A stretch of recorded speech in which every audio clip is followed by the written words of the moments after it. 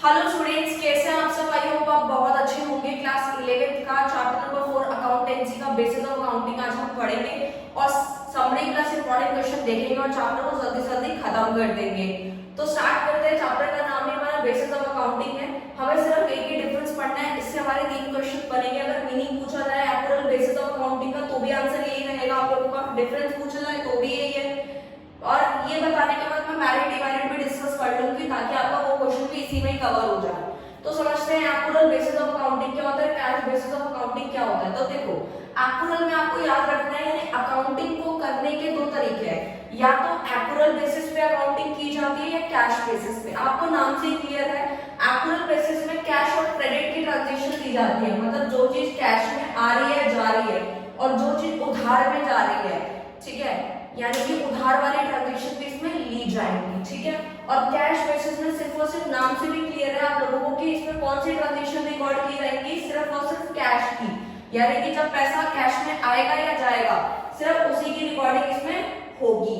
Okay, दूसरा point है इसका कि prepaid outstanding expenses are accounted in balance sheet. यानी कि हमें ये समझना है कि prepaid outstanding expenses are accounted in PNL account. यानी कि इस लाइन का मतलब क्या है। तो पहले प्रीपेड और आउटस्टैंडिंग को समझते हैं होता क्या है। तो सिंपल सा है, आप लोग साथ साथ नोट भी कर सकते हैं। देखो, प्रीपेड का मतलब होता है एडवांस। जैसे कि कोई भी चीज एडवांस में मिल जाती है, जैसे कि ट्यूशन फीस, ये क्या है, प्रीपेड है, पहले ही एडवांस में मिलती है। ठीक है, ओके। आउटस्टैंडिंग का मतलब होता है कि अभी वो चीज नहीं मिली है, यानी कि किसी ने कुछ काम करके दे दिया और वो अभी नहीं मिली। यानी कि जैसे कि सैलरी, पूरा मंथ काम कर लिया और ठीक है, और सैलरी अभी तक, जैसे किसी पर्सन ने पूरा महीना काम किया, महीने से ज्यादा हो गया, उसको पैसे नहीं मिले, तो वो क्या है, आउटस्टैंडिंग है। आउटस्टैंडिंग मतलब ड्यू है, अभी पैसा नहीं मिला। आई होप स्टूडेंट आपको क्लियर होगा प्रीपेड और आउटस्टैंडिंग का मतलब। तो यानी कि ये एक्चुअल बेसिस हमें समझाना चाहता है कि प्रीपेड और आउटस्टैंडिंग के जो खर्चे होते हैं वो कहाँ जाते हैं, पीएनएल अकाउंट में चले जाएंगे, क्योंकि इसके अंदर कैश और क्रेडिट दोनों की ट्रांजैक्शन ली जाती है। पैसा आया है या नहीं आया, हमें रिकॉर्डिंग करनी है। ठीक है, एक्यूरेट इनकम और इनकम रिसीव इन एडवांस क्या बेसिकली कहा जाएगा, वो हमारे बैलेंस शीट के अंदर जाएगा। जैसे कोई भी इनकम एडवांस में ही मिल गई पहले से, ठीक है, तो वो हमारी कहाँ जाएगी, बैलेंस शीट में। और एक्यूरेट इनकम भी आई होप स्टूडेंट आपको क्लियर होगा। उसके बाद आता है कैश बेसिस। इसके अंदर कोई भी हमारा प्रीपेड ना ही कोई आउटस्टैंडिंग की एंट्रीज को एडजस्ट किया जाता है, सिर्फ और सिर्फ क्योंकि इसमें सिर्फ कैश की ट्रांजैक्शन है। पैसा आएगा कैश में या जाएगा कैश में, तो ही रिकॉर्डिंग करनी है। अभी अगर नहीं मिला या एडवांस में मिल गया, उससे कोई ट्रांजैक्शन रिकॉर्ड नहीं होगी। Third one is profit and loss. इन दोनों के अंदर आपको खुद भी समझ आ रहा होगा कि ये जो एक्चुअल बेसिस है, इसका प्रॉफिट एंड लॉस बहुत अच्छे तरीके से निकाला जा सकता है, क्योंकि इसके अंदर करेक्ट प्रॉफिट लॉस निकलता है। क्योंकि देखो, सपोज मैं आप लोगों को बोलूं कि आप लोग अकाउंटिंग कर रहे हैं, या सपोज कोई अकाउंटेंट जो है वो अकाउंटिंग कर रहा है, ठीक है, यानी कि वो अपनी सपोज एक छोटा सा एग्जांपल लेते हैं दुकान का, ठीक है, दुकान के अंदर वो सारी की सारी ट्रांजैक्शन सिर्फ कैश की लिख रहा है, उधार वालों को की एंट्री लिख ही नहीं रहा। तो लेकिन जब साल के एंड में जब वो प्रॉफिट निकालेगा तो पता ही नहीं चलेगा कि प्रॉफिट क्या आया है। तो ठीक है, तो आप खुद भी समझ पा रहे हो कि दोनों में से कौन सा बेटर है। एक्चुअल बेसिस ऑफ अकाउंटिंग बहुत ज्यादा बेटर है, क्योंकि इसके अंदर उधार की भी और कैश की दोनों की ट्रांजैक्शन लिखी जाती है, ठीक है, और तभी इससे करेक्ट एंड प्रॉफिट लॉस निकाला जाता है। और इसके अंदर प्रॉफिट एंड लॉस करेक्ट नहीं निकलता, क्योंकि इसमें सिर्फ कैश की बात होती है। उधार वाली एंट्री को रिकॉर्ड ही नहीं करते हैं, तो जब उसको रिकॉर्ड नहीं करेंगे तो आधी ट्रांजैक्शन तो ऐसी ही रह जाएंगी, तो वो प्रॉफिट एंड लॉस करेक्ट नहीं बताएगा। उसके बाद आता है टेक्निकल नॉलेज। दोनों में से हम खुद सोच सकते हैं कि इतनी सारी प्रीपेड है, आउटस्टैंडिंग है, इनकम रिसीव इन एडवांस है, ये सारी ट्रांजैक्शन जो होंगी या एंट्रीज होंगी समझ के करनी होगी। ये कौन कर सकता है, एक स्किल्ड पर्सन ही कर सकता है, जिसको अच्छी टेक्निकल नॉलेज होगी। इसके अंदर जरूरत होती है टेक्निकल नॉलेज की, ठीक है, बट इसके अंदर कुछ भी टेक्निकल नॉलेज की जरूरत नहीं होती, क्योंकि कैश वाली ट्रांजैक्शन को ही लिखना और कुछ लिखना ही नहीं है, ठीक है। लीगल पोजीशन कैसी रहती है, ये recognised by the companies act 2013 है, यानी कंपनीज एक्ट 2013 ने इसको रिकॉग्नाइज किया गया है, और काफी सारी companies actual basis of accounting को फॉलो करती हैं, क्योंकि इसमें करेक्ट प्रॉफिट एंड लॉस निकाला जाता है।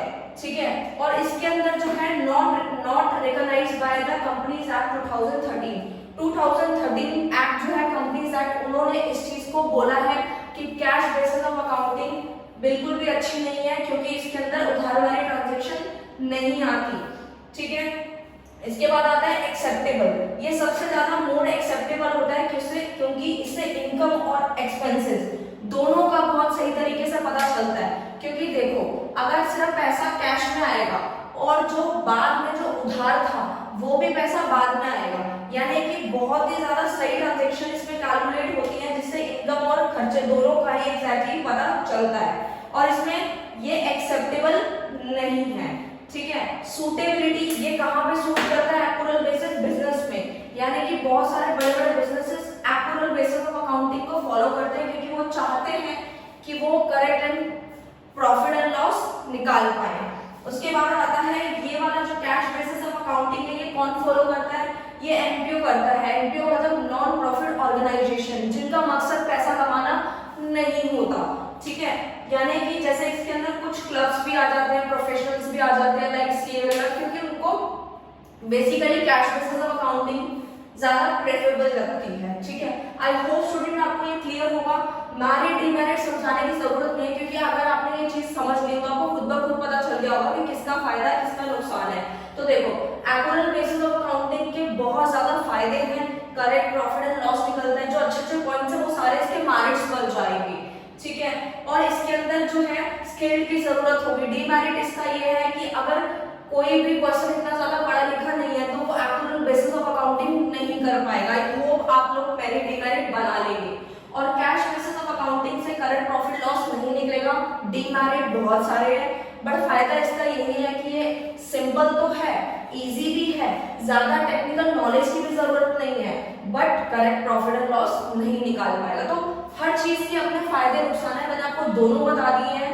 अब चलते हैं हम लोग अपने इंपॉर्टेंट क्वेश्चन पे, ठीक है। लेकिन उन क्वेश्चन को चलने से पहले एक छोटी सी इंफॉर्मेशन शेयर करना चाहती हूँ। जब भी मैंने बात करी अकाउंटिंग पीरियड की, ठीक है, जैसे कि मैंने आपको बताया प्रॉफिट एंड लॉस का, ठीक है। तो प्रॉफिट एंड लॉस का मतलब आ जाता है कि कब निकाला जाता है। तो हमारा जो स्कूल का जो पीरियड सेशन होता है वो कब स्टार्ट होता है? 1 अप्रैल को स्टार्ट होता है। ऐसे ही हमारा अकाउंटिंग पीरियड जो होता है वो कब स्टार्ट होता है? 1 अप्रैल से स्टार्ट होता है। जैसे सपोज मैंने यहाँ लिख दिया 2021 में स्टार्ट हुआ था, 1 अप्रैल 2021 में, और वो अगले साल जाके 31 मार्च को 2022 में वो जो है अकाउंटिंग पीरियड खत्म होता है, ठीक है। यानी कि साल तो चेंज होगा, क्योंकि बेसिकली आप देख पा रहे हैं। तो आपको याद रखना है हमारा जो अकाउंटिंग पीरियड है फॉलो होता है वो 1 जनवरी से नहीं 1 अप्रैल से लेकर अगले साल के 31 मार्च तक चलता है। यानी कि एक सिंपल लैंग्वेज में बोलूं तो किसी को प्रॉफिट एंड लॉस निकालना होगा तो वो 1 अप्रैल से एंट्रीज करनी स्टार्ट करेगा, और उसके बाद जब प्रॉफिट एंड लॉस निकालना होगा तो वो अगले साल के 31 मार्च को बैलेंस करके प्रॉफिट एंड लॉस निकाल लेगा। आई होप स्टूडेंट आपको क्लियर होगा। अब चलते हैं इंपॉर्टेंट क्वेश्चन पे कि कौन से क्वेश्चन आपके पेपर में आने वाले हैं, क्योंकि मैंने सबसे टॉप पे लिखा है समरी प्लस इंपॉर्टेंट क्वेश्चन। तो स्टूडेंट इंपॉर्टेंट क्वेश्चन देखते हैं इस चैप्टर के। What are the 2 basis of accounting? अभी बताया cash basis and actual basis of accounting, okay. इस तरीके के छोटे मोटे 1 नंबर के क्वेश्चन आपसे पूछे जा सकते हैं। क्वेश्चन नंबर 2 है, वैसे तो डिफरेंस ही पूछा जाएगा डायरेक्टली कि एक्चुअल बेसिस और कैश बेसिस के बीच में क्या डिफरेंस है, कोई 3 डिफरेंस बताओ, 4 बताओ।